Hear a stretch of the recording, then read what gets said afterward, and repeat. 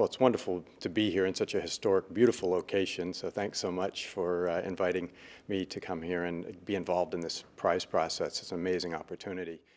Our goal is to save coral reefs and rocky reef ecosystems worldwide. So we're the only global coral reef monitoring organization. And what we found is that through participation in our training programs, people, we call it immersion learning, people getting in the water, seeing for themselves what the problems are in reefs.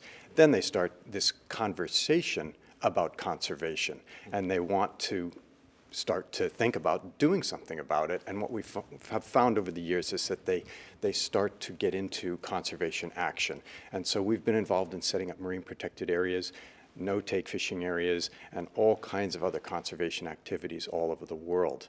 The particular project that we're seeking funding for from the St. Andrews Prize is work we've been doing in Haiti for the last 3 years.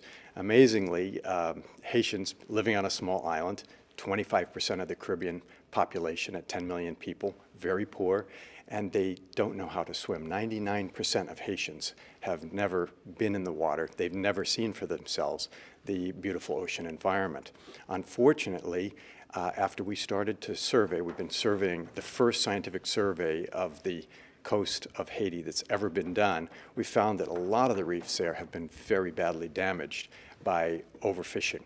And what happens is the fishermen fish down the food chain. They start with the nice big fat grouper and end up down fishing the herbivores, the fish that would eat the algae. So effectively you've got nobody mowing the lawn on the reef, and so what happens is you're left with a reef that's covered in algae, a few little nubbins of coral sticking up, and it's a very destabilized ecosystem, which we call going down the slippery slope to slime. So what we're involved with is trying to bring the fish back onto the reefs by setting up no-take areas on the reefs there in Haiti.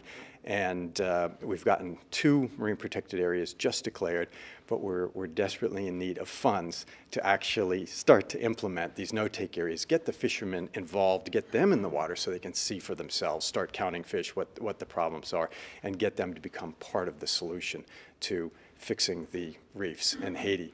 So it's really been fantastic to see these young people getting in the water, seeing their own environment underwater for the first time, and then getting involved in the process of conservation. So that's the area where we really need help with funding right now to finish the survey of the one little piece of Haiti that we haven't completed, and to get those eco-divers involved in that process of working with the fishermen and bringing them along in that marine conservation process so that the fishermen start to understand that, in fact, it's going to be an economic benefit to them through alternative employment and alternative livelihood, a higher income, more fish for the people.